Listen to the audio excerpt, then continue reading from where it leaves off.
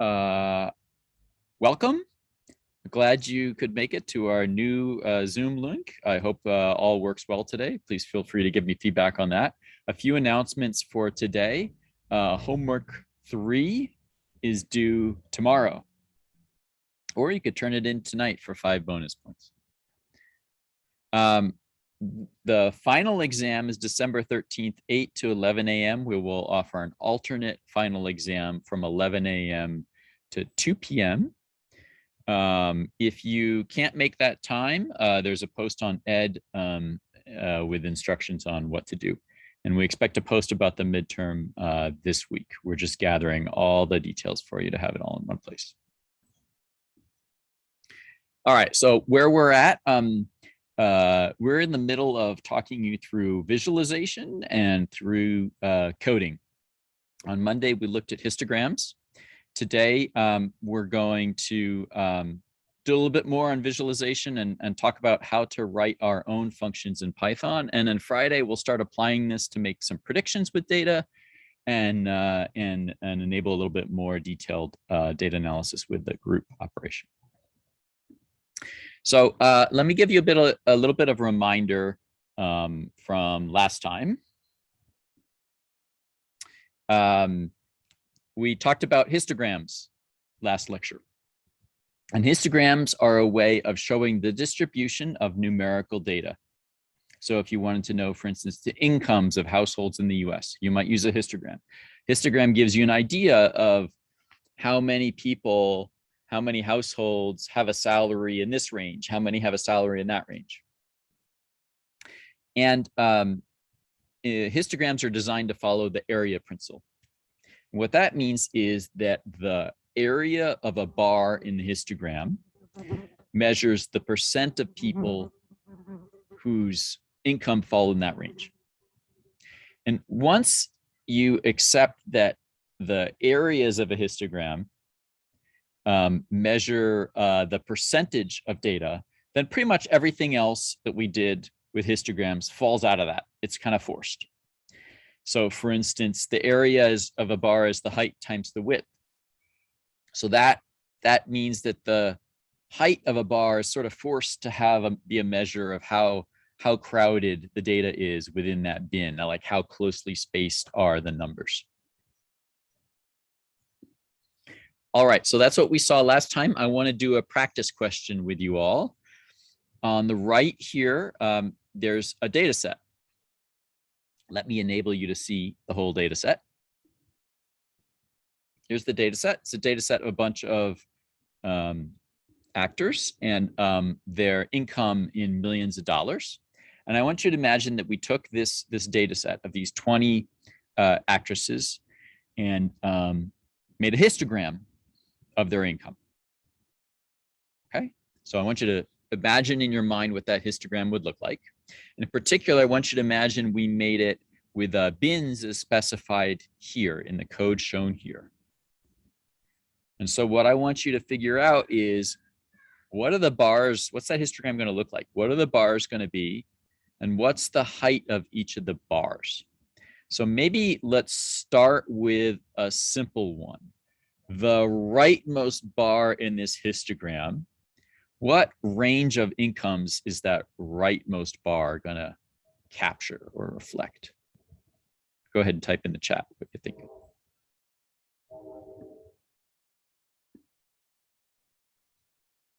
Right on, 25 to 85. Because if you look at this array here, these are the endpoints of the bins. The last number indicates the right endpoint of the last bar, and the next to last number is the left endpoint of the last bar. So the rightmost, the last bar in this histogram is going to reflect all the actresses whose income is in the range 25 to 85 million. And just a little bit of a detail, because it's the last bar, we actually include both the 25 and the 85 inclusive. All right, so now I want to ask you, what's the height of that bar going to be?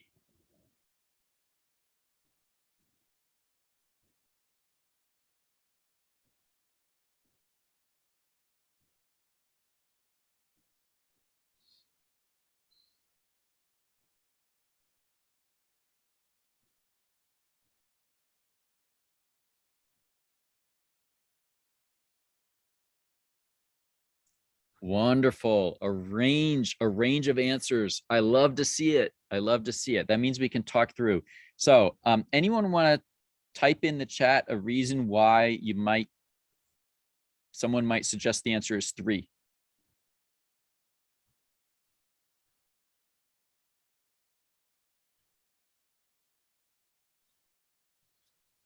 Yeah, it's be tempting to think the answer is 3 because there's 3 actresses whose salary is in that range: Jennifer Lawrence, Scarlett Johansson, and Angelina. But that's not the height of a bar in a histogram. It's not the number or the count.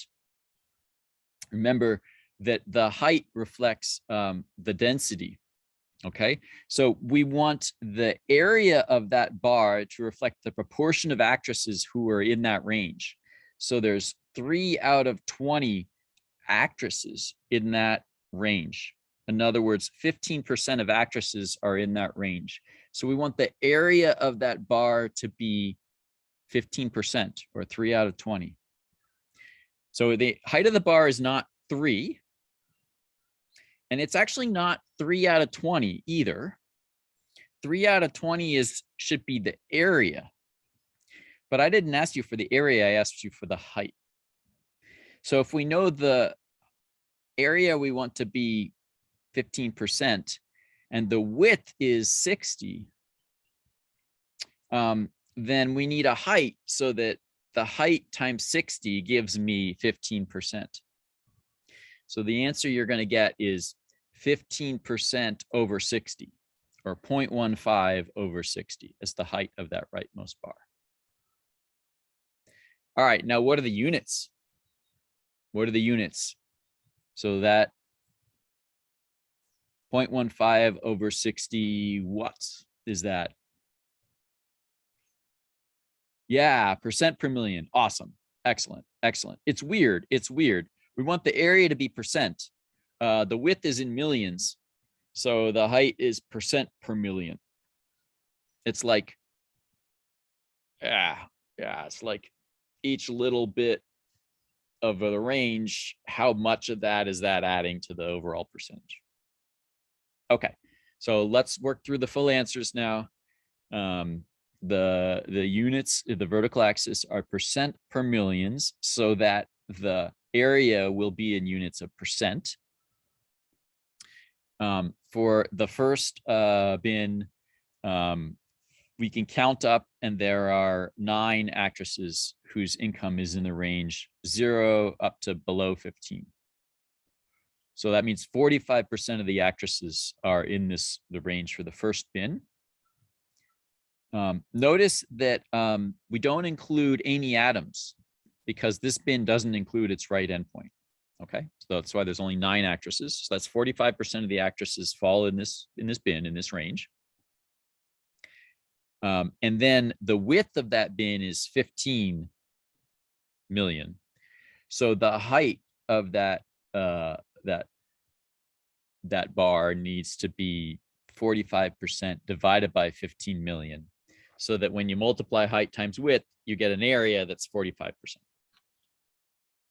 Okay, so that's 3% per million. And you could check.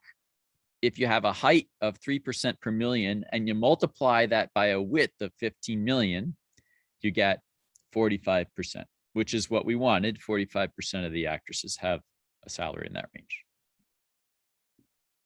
Okay, so just do this same thing for each of the bins. And how did I find the height? I started with what I want the area to be. I want it to be 45%. And then I sort of backed out what the height has to be to make the area be 45%. And the only thing I could really do to make that happen is choose the height appropriately, because the width is fixed and the area, I know what I want. So I got to choose a height so that the area is what I want. All right. So recap here of what we've shown you. We've shown you a number of different visualizations. I'm going to give you a tip for how to choose between the visualizations. Basically, your first question to ask yourself is, are you trying to do a visualization of one variable, or are you trying to do a visualization of the relationship between 2 variables? So if you're trying to visualize one variable, the distribution of one variable, use either a bar chart or a histogram. And whether you use a bar chart or a histogram depends on whether you've got a categorical variable or whether you got a numerical variable. Okay. So for instance, if it was left-handed versus right-handed, that's categorical, you'd use a bar chart. If it's age, that's numerical, you'd use a histogram.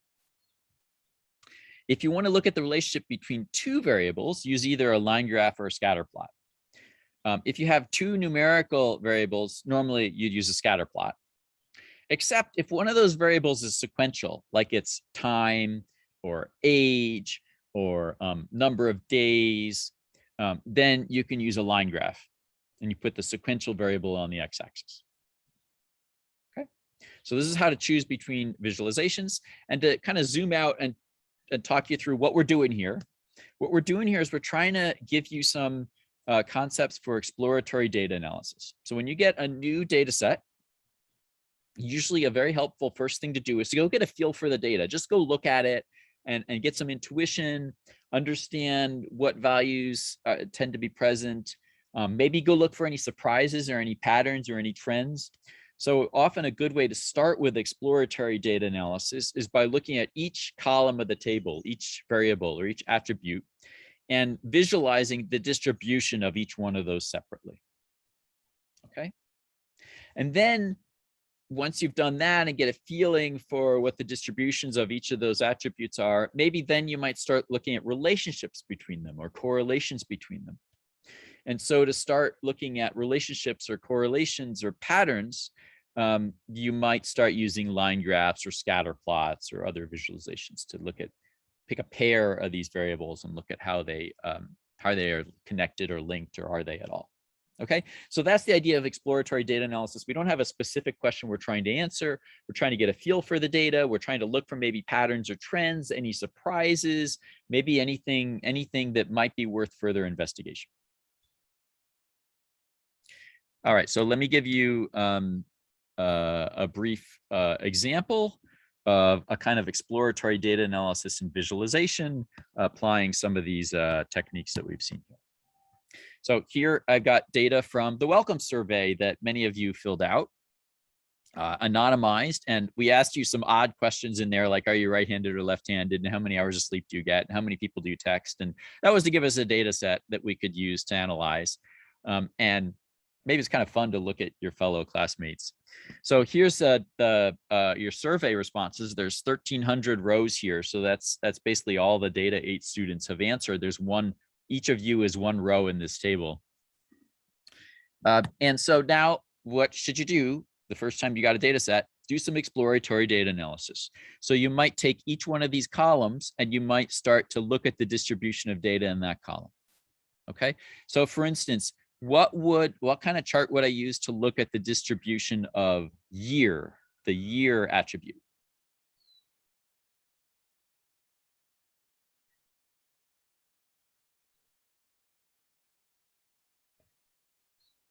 All right, so this is one value that I'm looking at, one variable, one attribute. So probably you should be thinking either a bar chart or a histogram. And remember how you choose between a bar chart or a histogram. Look at whether this is categorical, numerical. This is categorical, so a bar chart would be a good choice. You might find a pie chart in some like magazines, but you'll see in lab today, actually, a little discussion why maybe pie charts are not the best and why we haven't been showing you pie charts. For those who suggested pie chart, I kind of like bar charts better. All right, so we're going to look at right-handed versus left-handed in this class. And that's another categorical variable. So bar chart would be a reasonable way to do that. And you can get the data in a tabular format using the group operation, which we'll see more about on Friday, but probably easier to visualize it rather than looking at numbers. And so we can make a bar chart. And here's what the bar chart looks like. Unsurprisingly, lots more people who are right-handed than left-handed. And then a handful who've selected some of these other options, very, very few. We could look at extroversion. How many of you consider yourself to be extroverts versus introverts, and where are you on that scale? It's kind of an interesting distribution. You can see where you fall relative to other people in data 8, and maybe that gives you a sense for where you fall compared to other Berkeley students. We got a whole range of people here in this class, which is really neat. I love the diversity. We could look at the number of hours of sleep you get each night. So what kind of a plot would I do for this? Again, I'm looking at a single attribute, number of hours of sleep. So I ask myself, is this categorical or numerical? Number of hours of sleep, I'm going to say that's numerical. So a histogram would be appropriate. So we're going to make a histogram. And here's a histogram of the numbers of hours of sleep that data 8 students report they get. Okay. So if you believe our answers, there's a broad range here. Many people are getting something like 7 or 8 hours of sleep, but there's a handful out there who report getting 10 hours of sleep a night. That sounds luxurious. And if you who are saying they're only getting 5 or 6 hours of sleep a night, wow, I couldn't function like that. And then here's one more. You could look at, maybe we might be interested in whether people who put the right leg of their pants on first compared to the people who put the left leg of their pants on first. And does that have any relationship to the number of hours of sleep? So here I'll separate out the people who put their right leg first and histogram the number of hours of sleep they report getting. And then the people who put their left leg in first and the number of hours of sleep they report getting. And you can see these two histograms have a very similar shape. And so what that indicates to me is no obvious relationship between these two variables. And notice that I can make a comparison between these histograms. These histograms are comparable, even though there's not the same number of people who put their right leg in first as who put their left leg in first. And that's because histograms use area, use percents, and percents are normalized to 100%. So it doesn't matter how many people there are who put their right leg in first or how many put their left leg in first. They've both been normalized to 100%, so their areas are comparable and their shapes are comparable, and I can compare these two histograms. All right, so that's an example of exploratory data analysis and visualization. I think I'm going to skip this discussion question because we talked through much of this already. So if you want a little more practice, you could look at the discussion question. So I'm going to switch topics now. Take a brief pause, and I'm going to switch topics.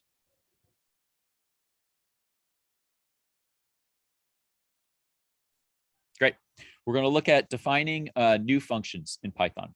So we've given you libraries with a whole bunch of functions you can use, but sometimes you want to create your own that does something different than anything we gave you. So I'm going to teach you how to do that.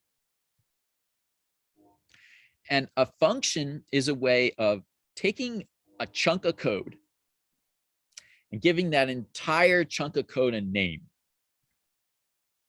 And that's really useful if you find yourself writing a chunk of code and then you realize you want to do the same thing again, but you want to tweak one value or something, or you want to change a parameter or change it up a teeny bit. And maybe you find that chunk of code, you want to use it multiple times, but a little bit differently each time. Well, a simple way to do that would be copy paste. You copy paste that chunk of code to a new place, and then you change a number in there. And that's fine. That works. But sometimes it's handy to create a new function that runs that entire chunk of code. And so now I don't have to copy paste it. I can just call the function. All right. So that's what functions do. Here is how you write a function in Python. The code looks something like this. So let me interpret it for you. You can find here this def statement. Def tells Python, I'm about to define a new function. Def is short for define. The name of the function comes right after def. So in this case, the name of the function we're defining is spread. This function has a chunk of code, and it also has arguments, argument names, also called parameters. The chunk of code is allowed to depend on these arguments. So if you have a chunk of code, but you want a little bit different each time, the difference can be expressed by the argument. That's what's the argument is the part that's differing each time. So these parentheses after the name of the function, and then the argument names appear inside the parentheses, and then there's a colon, and then everything after that is the chunk of code that we're giving a name to. So in this case, there's only one line of code, but you might have 17 lines of code that all follow the def. How does Python know how much of the code that follows the def is associated with this function? Well, all this code is indented. You see how the return here is indented? So you indent all of that code by 4 spaces, let's say. And everything under the def will be now the code that's associated with this name spread. If we look at this code is sometimes called the body of the function. And it contains the code that should be run when someone calls that function. Okay, when someone calls spread, Python is going to run the code in the body. It's going to like make a new copy of it and run it. But filling in the values of the arguments. Okay. Now, one thing you can have in a function is a function can return a result. When you call the function, it gives you back like a number or a string or something like that. So the way that you indicate that is with this called this return statement, this code that's the word return followed by some expression, some value, that when this function finishes executing, this is what gets returned to the caller. This is the result of the computation. You can put any code in there. In this case, this example code is accepting an array. So the intention is that this would be an array of values.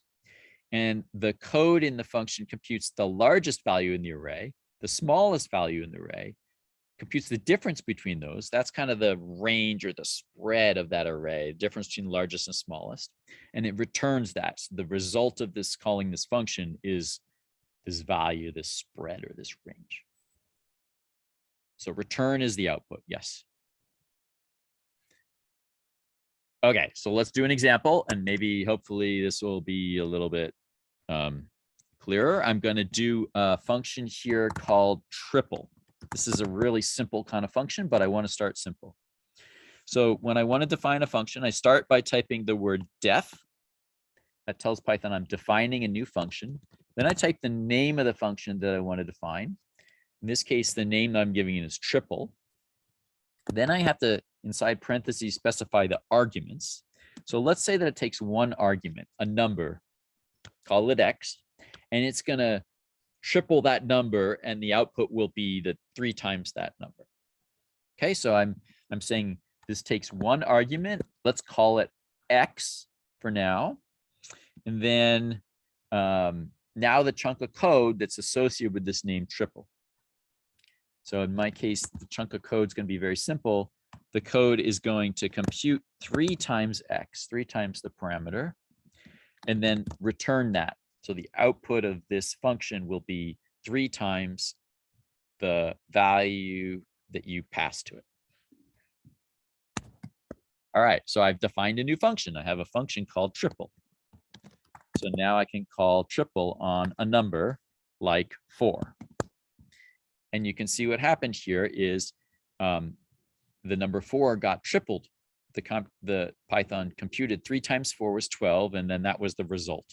Okay, so what Python did is it said, oh, I see you're trying to call a function named triple. Do I know any function by that name? Oh, yes, I do. You defined one earlier called triple. Let's see, that function has one argument. You wanted to pass the number 4 as the argument. So let me associate temporarily this argument name x with the number 4, temporarily, just until we're done with this function.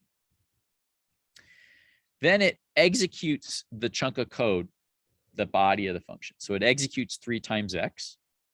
and then it returns 3 times x. So the result of this computation is 3 times x. In this case, x was 4, so this was 3 times 4, so it's got 12. And this return statement said, okay, we're all done now. 12 is the final answer. So give 12 to the person who called triple.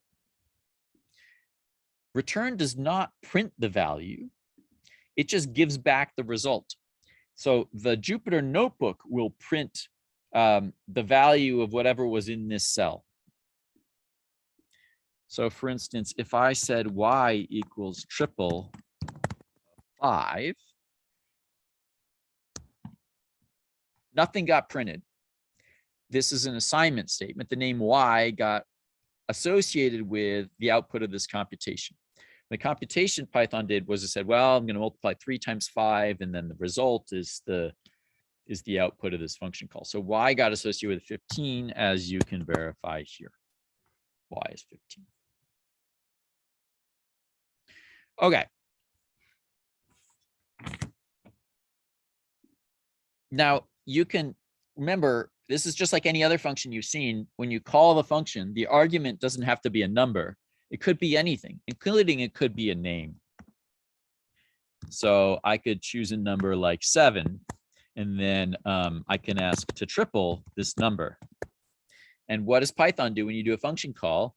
It looks up the function you want to call. It also looks up this is some expression, and it computes the value of that. In this case, the value of this expression is 7. And then it runs the body of this function, but now with x associated to 7.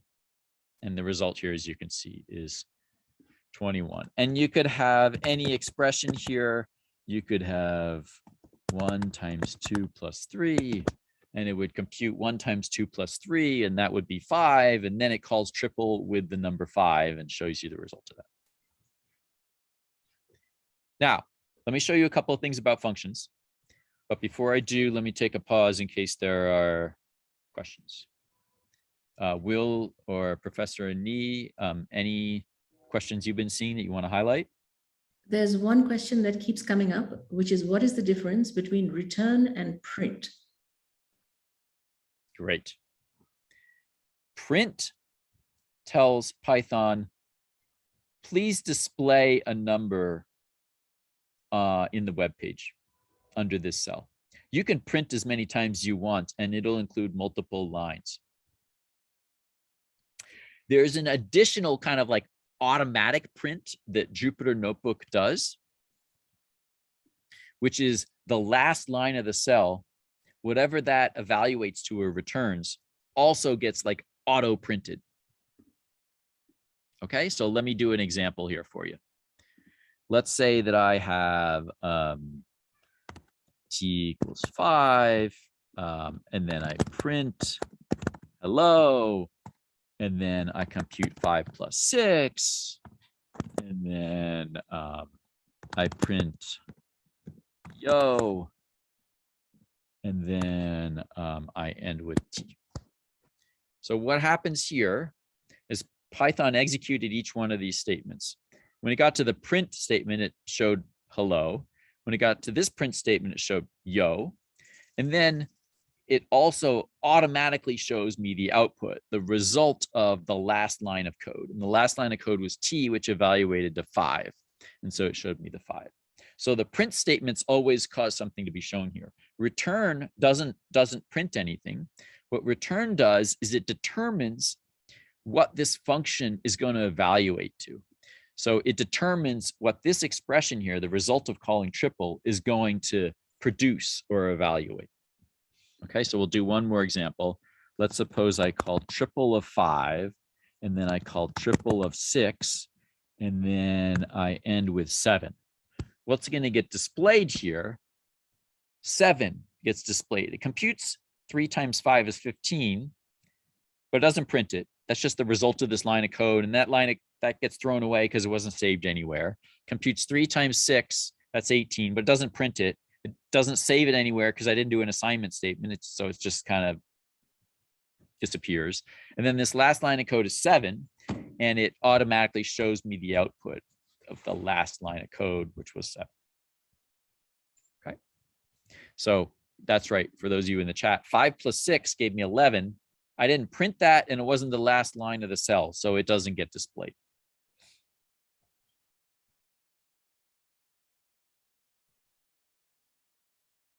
All right, let me carry on, and then I'll pause again for questions so you can think a little bit if you've got other burning questions.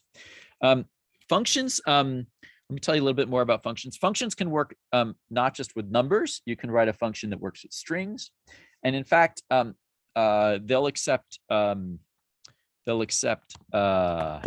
anything. So this triple I was thinking of as taking a number, but really there was nothing that forces that. I can call triple on a string, and look what it printed. What the heck?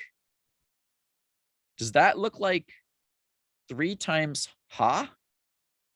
Well, it kind of is. If we look at the code here, this chunk of code says what the function is going to do is 3 times whatever the argument is.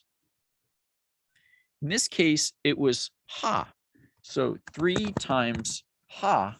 Well, Python doesn't interpret that as multiplication. It interprets that as like, give me 3 copies of this string. It's like string concatenation. All right, so Python will just run the code regardless of what type the parameters are. It just runs it and sees what happens. Here's another example. I could have an array. Suppose I make this array with 2, 3, 4, 5, and now I want to call triple and pass it an array instead of a number. What do you think is going to happen here? The answer is Python computes 3 times this array. Well, you know what happens if you do 3 times an array. That's an array operation. Python says, oh, I'll multiply 3 times each item in the array, and this will give me a new array. So here's the new array: 3 times 2, 3 times 3, 3 times 4, and 3 times 5. So each value in the array got triple. All right, so you can use any functions with any type that you want. So let's now check for understanding. We're going to do a discussion question. Take a look at this code. This code defines a function with the name f. And I want you to think about, just take a moment, don't type in chat yet. Think about, what does this function do? What is it doing? Like, just kind of in English. When you've got a sense for that, think about, what kind of input does it take? Like what type is it? Should S be? Is it intended to work with?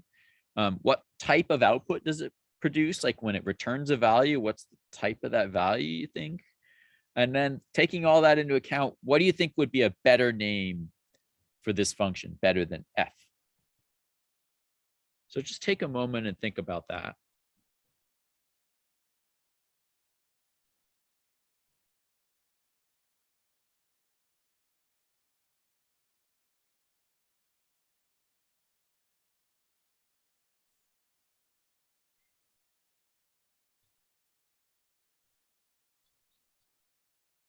All right, you can type in chat, what is this function doing?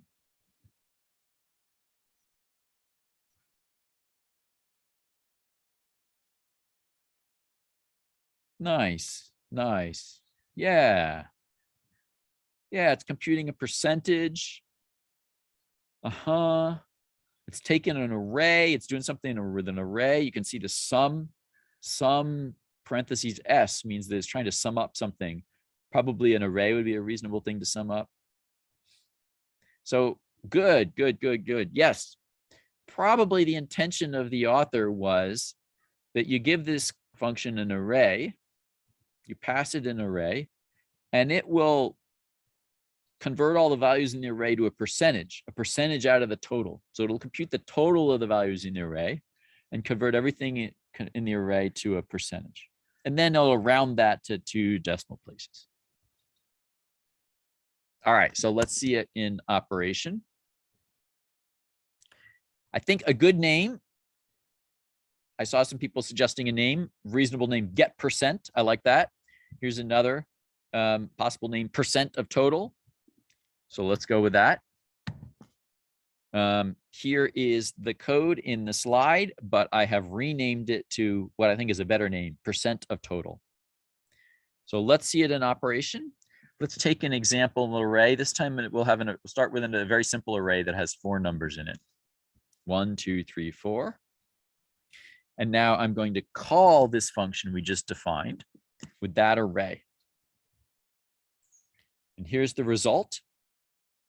You can see what it did was it added up 1 plus 2 plus 3 plus 4 to get the total of 10. And then each one of these numbers was expressed as a percentage out of the total, as a percentage out of 10. So like 2 is 20% of the total. So 2 became 20. So it produced a new array that has percentages instead of the values in the original array. Many names you could call it. Doesn't have to be percent of total. Maybe you like map array to percentage or map array to percentages of total. That would be fine too. These names are intended to help you and to help other people reading the code. So they're not for the computer, they're for the humans. And so this is why it can be helpful to choose a name that represents what the function is doing, so that when you read some complicated code, it's easy to tell what the intent of that code is. Okay, so I see a bunch of questions in the chat. Why is there a period after each of these numbers? Haha. Well, we divided and that gave me a float. And then I rounded the float to 2 decimal places. So it's still a float. So Python is indicating to me this is a float. It's not an int, and just displays floats a little differently than ints. Can you turn it into an int? Yes. Yes. How would you do that?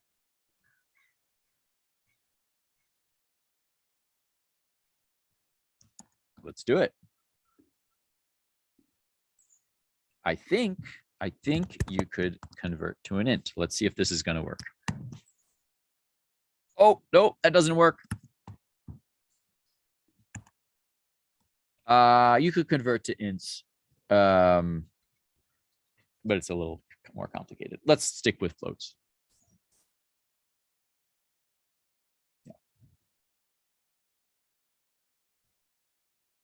What does the comma 2 in round do? Round is a function that is predefined for you. We provide it to you. The first argument is the value that you want to round.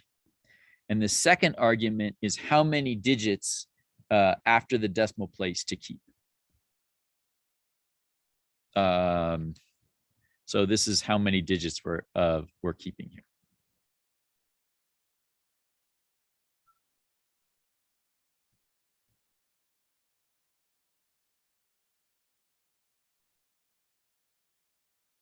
All right.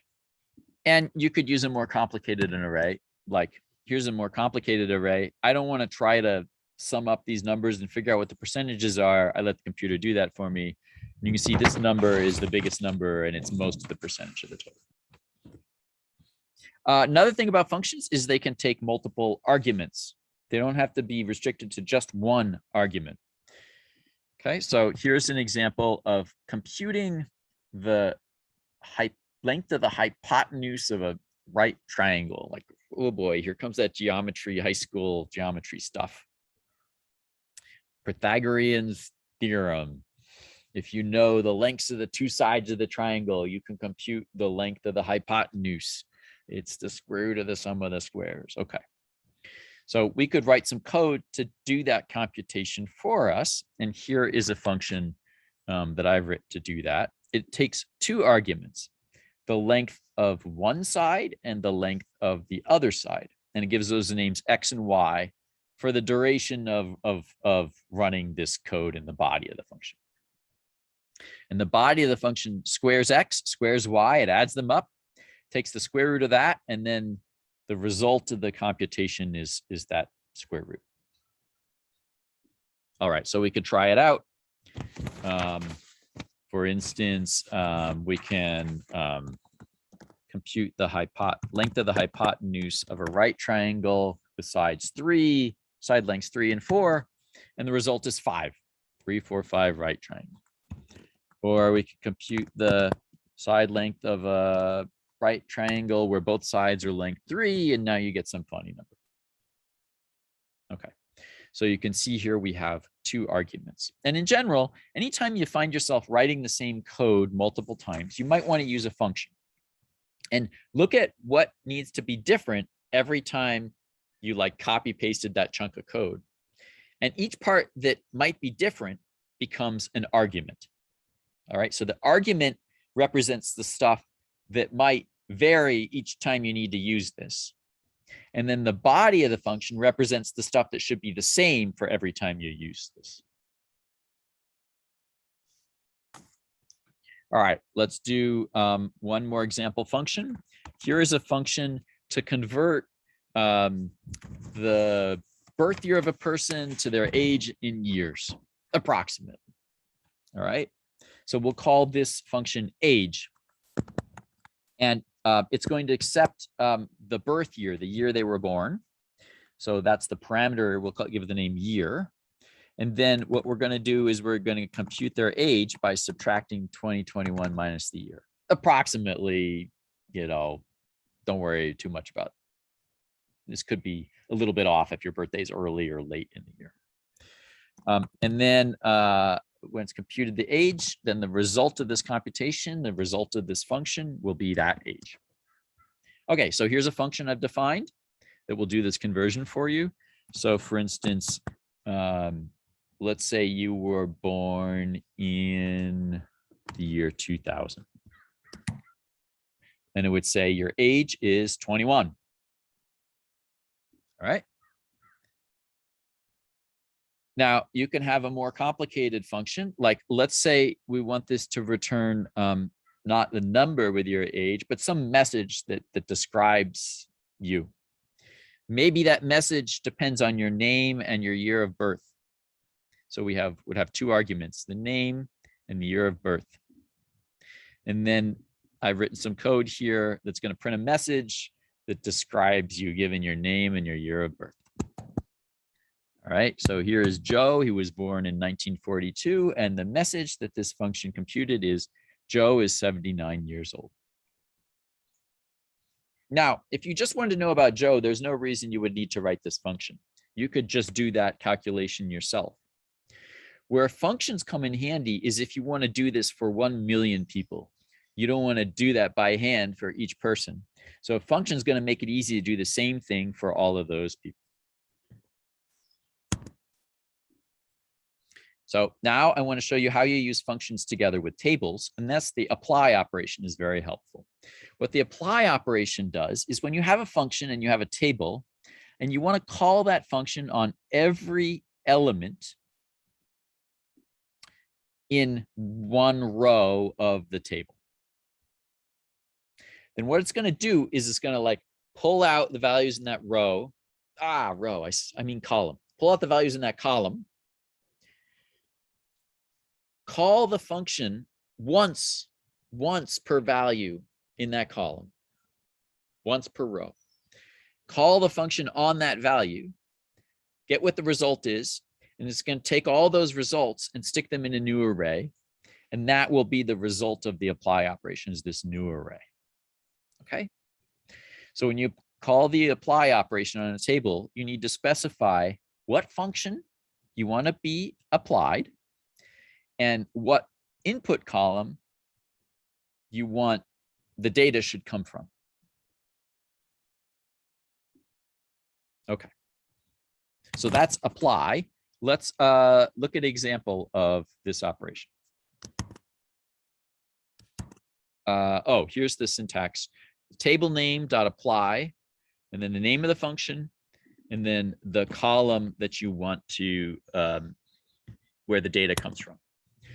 So we're going to do an example here. We're going to take, create a little table with, from some employees from Dunder Mifflin. All right, so we got people and we got years. And let me define a function that I'm going to apply to each one of these birth years. Here's a very simple function. We're going to take that birth year and we're going to cap it at 1980. So anyone who's born before 1980, they're so ancient. we're going to just treat them as being, might as well have been born in 1980. All right, so this function, I could call this function on a number like 1990. And, oh, sorry, anyone who's born after 1980 is so young that we're going to treat them as being born in 1980. Sorry, I had that the wrong way around. So here's someone who's born after 1980, and we're just going to treat them as being born in 1980. Don't ask me why. It's just a simple example. Someone who was born in 1975, this function would not change their year.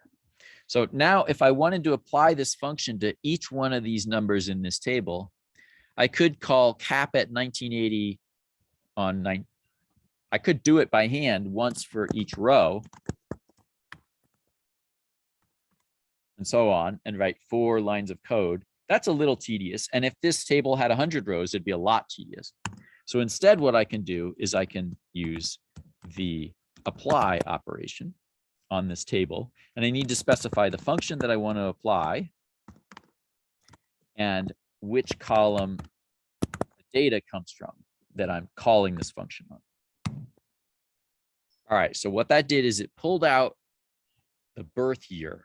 So it pulled out the numbers 1985, 1988, 1967, 1904. And then it applied this function, called the function on each one of them. So it called the function on 1985 and it got 1980. Called the function on 1988 and it got 1980. Called the function on 1967 and it got 1967, and so on. I could also use apply with a function that takes more than one argument. So remember I had this name and age function up here, this one, that displays a message about a person given their name and their age. Well, I could say I want to call that function once for each row of this table. Here's how I could use the apply operation to do that. I specify the column where the first argument comes from, and I specify the column where the second argument to this function comes from. And now it'll go down this table one row at a time. For each row, it'll call the function name and age with arguments extracted from these 2 columns, and it'll give me an array of the results. Array of results. This array has 1 element per row of the table. And as you see, the first element is about the first row. It says Jim is 36 years old, Pam is 33 years old, Michael is 54 years old, and so on. Okay, so this is the apply operation. Very useful if you find yourself needing to do the same thing to every row of a table or every value in a column. And we'll stop here. Don't forget to go to lab this week. Don't forget to do homework 3 and turn it in by tomorrow. And we will see you on Friday. Bye, everyone.